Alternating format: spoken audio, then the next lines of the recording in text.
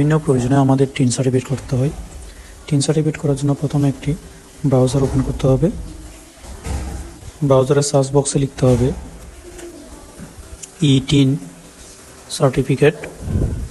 এই যে ই-টিন সার্টিফিকেট, এখানে প্রবেশ করব। তারপর লগইন, আগে থেকে যদি আমাদের রেজিস্ট্রেশন করা থাকে, না হলে রেজিস্ট্রেশন করতে হবে। রেজিস্ট্রেশন করার জন্য একটি ইউজার আইডি, পাসওয়ার্ড, রিপাসওয়ার্ড, একটা সিকিউরিটি আনসার থাকবে, ওইটাও দিতে হবে।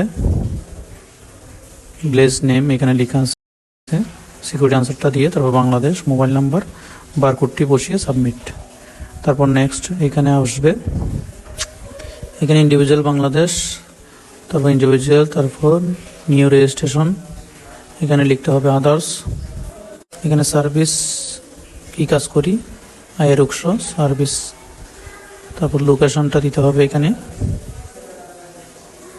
যার যার লোকেশন অনুযায়ী লোকেশনটা দিয়ে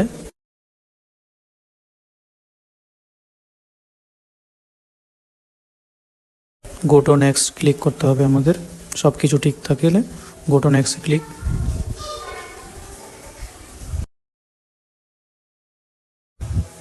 এ পর্যায়ে আমাদের ব্যক্তিগত তথ্যগুলো এখানে দিতে হবে।